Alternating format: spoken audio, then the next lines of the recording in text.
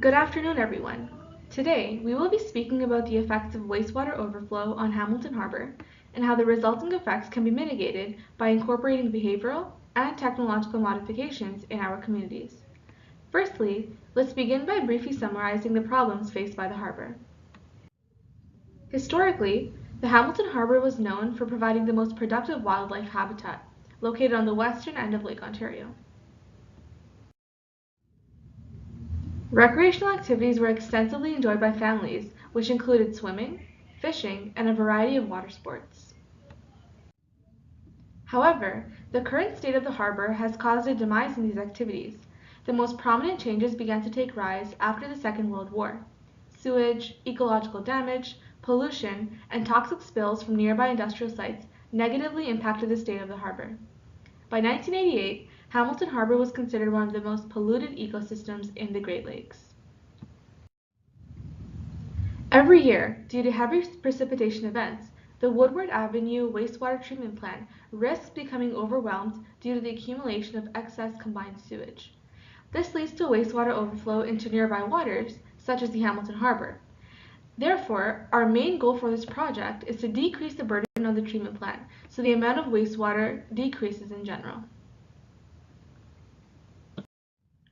In order to achieve our goal, we have devised a two-part solution that can help relieve pressures on the treatment facility.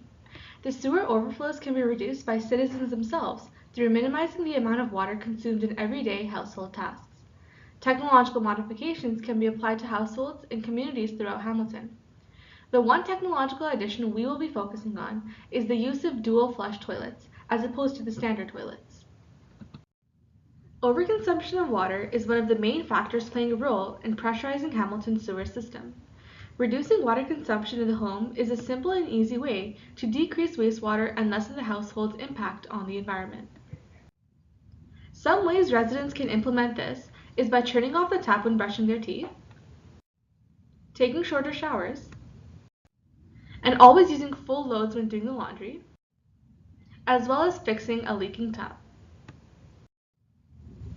Overall, it may seem like these little modifications would make a small impact. However, all of these tasks combined reduces water consumption by about 80 liters per day, and small changes can make large impacts. One effective method to reduce water usage is through the installation of dual flush toilets. The dual flush toilet is a variation of the standard toilet found in homes. It uses two levels of flushing, 3 liters for liquid waste and 6 liters for solid waste. In a standard toilet, a high volume of water enters the toilet bowl and pulls the waste and water down the drain using a spiraling action. Dual flush toilets have a larger hole at the bottom of the bowl, and gravity is used to pull the wastewater down instead. Overall, residents save up to 75 liters per day with dual flush toilets as compared to the standard toilet. In 2015, a study was conducted by Southern Water, a Scottish company, to determine the efficiency of dual flush toilets. The study was completed over an 8-month period in Scotland using 33 customers as homes with and without dual flush toilets. The results of the study concluded that the average dual flush savings was 27%, equivalent to saving 2.6 liters of water per flush. Customers who invested in the dual flush toilets also reported a reduction on their water bill by 12.2% as compared to consumers using the standard toilet. This implies that switching over to a high-efficiency toilet can benefit both the consumers and the environment.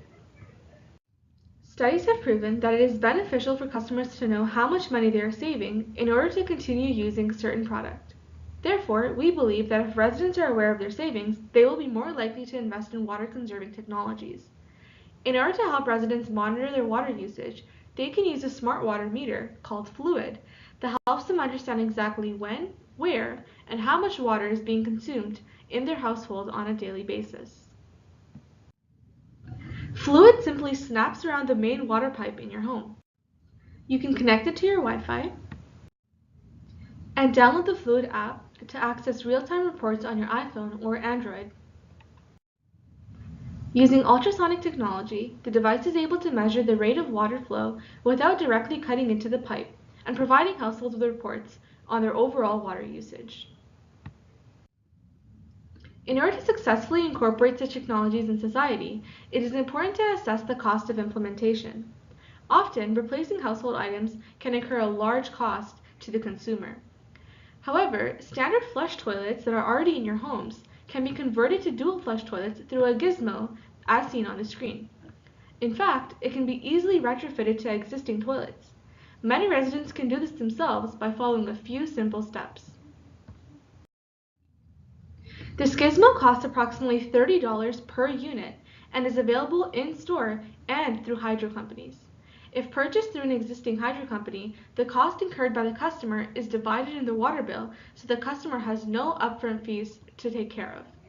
It is recommended that homeowners monitor their water conserving technologies on a 6-month to yearly basis so the risk of leakages can be prevented over time.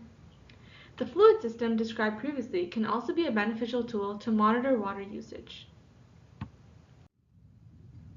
In order to encourage residents to convert their existing toilets, the Canadian government introduces a grant to homeowners that provides them $65 on average for either replacing or converting their toilets to dual flush toilets. The cost can be used for installation, purchasing, or put towards the initial monitoring of the dual flush system. The goal of this program is to motivate the community about green activities that can help foster a sustainable city.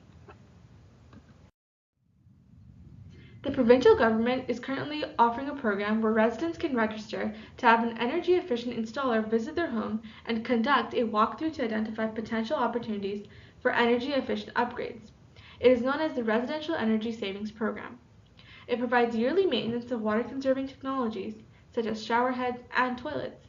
These professionals will also upgrade your home to energy efficient products and show you how to use them at no charge. A change in the behavior of residents is important for continuing the use of water conserving technologies, and the best way to achieve this is by educating children. For example, posters such as the one shown can be discussed in class with students. Small children are often guilty of flushing items down the toilet that are meant for the trash.